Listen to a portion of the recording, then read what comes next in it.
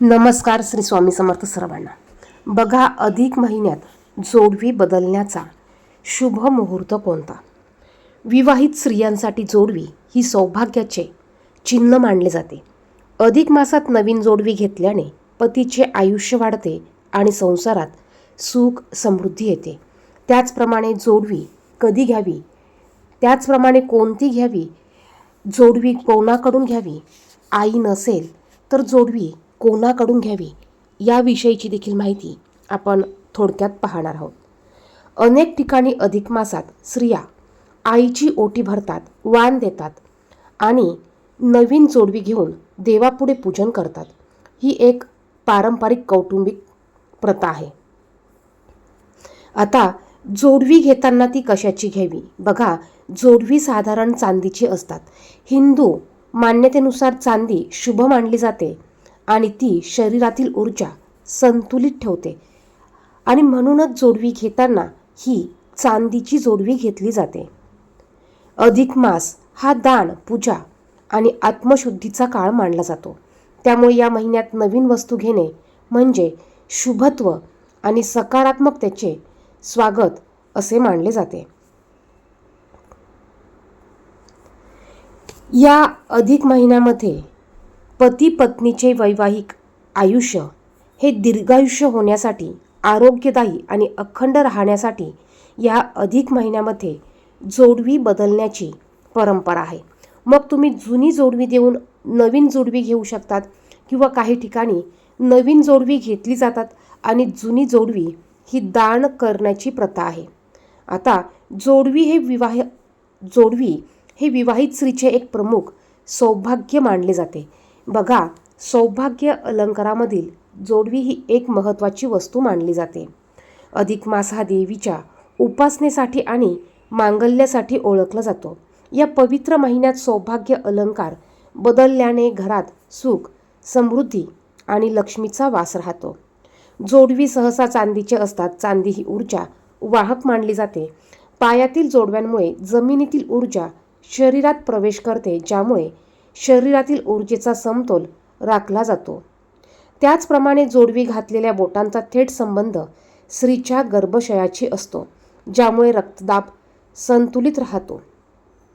बघा, या अधिक महिन्यात संपूर्ण अधिक महिना हा शुभ मानला जातो. त्यामुळे या संपूर्ण अधिक महिन्यात तुम्ही जोडवी ही केव्हाही घेऊ शकतात आणि केव्हाही बदलू शकतात. परंतु त्यातल्या त्यात शुभ मुहूर्त कोणता, किंवा जर का तुम्हाला शुभ मुहूर्तावर जोडवी बदलायची असेल तर मग तुम्ही कोणत्या दिवशी, कोणत्या तिथीला तुम्ही ही जोडवी बदलू शकतात. तर बघा, अतिशय महत्त्वाचे आणि शुभ दिवस म्हणजे तुम्ही या अधिक मासामध्ये गुरुवार, पौर्णिमा, एकादशी, शुक्रवार या दिवशी जोडवी तुम्ही हमखास बदलू शकतात. त्याचप्रमाणे या महिन्यातील मंगळवार, अमावस्या या तिथीला जोडवी बदलू नये असे म्हणतात.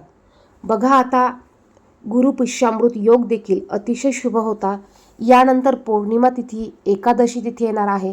तुम्हाला शक्य असल्यास शुभ मुहूर्तावर जोडवी बदलायची असल्यास तुम्ही गुरुवारी, शुक्रवारी, त्याचप्रमाणे पौर्णिमा तिथीला, एकादशीला जोडवी आवर्जून बदलू शकतात. आता जोडवी बदलल्यानंतर ती कशी धारण करायची आणि कुठला मंत्र म्हणायचा? जोडवी आणल्यानंतर तुम्ही सकाळी उठल्यावर, आंघोळ करून झाल्यावर देवपूजा करून घ्या. त्यानंतर जोडव्यांना हळदी कुंकू लावून मग ही जोडवी तुम्ही धारण करा. आता जोडवी धारण करताना किंवा घालताना तुम्हाला ओम नमो भगवते वासुदेवाय नमः हा मंत्र म्हणायचा आहे, किंवा तुम्ही शुभं करोती म्हणत तुम्ही जोडवी ही धारण करू शकता. आता शक्यतो जोडवी ही आईकडनं घेतली जातात. बघा, 3 वर्षातून एकदा येणाऱ्या या धोंड्याच्या महिन्यात आईने लेकीला जोडवी केलेली ही खूप शुभ मानली जाते, लक्ष्मीकारक मानलं जातं. जर का आई नसेल तर मग जोडवी कोणी घ्यावी? बघा, जर का तुम्हाला आई नसेल तर मग जोडवी तुम्ही तुमच्या मावशीकडनं घेऊ शकतात, किंवा काकू पुतणीसाठी जोडवी करू शकते, किंवा तुम्ही तुमच्या नवऱ्याच्या स्वतःच्या पैशाने देखील तुम्ही स्वतःसाठी जोडवी करू शकतात, किंवा सासू असेल तर सासू देखील तुम्हाला जोडवी करून घालू शकता.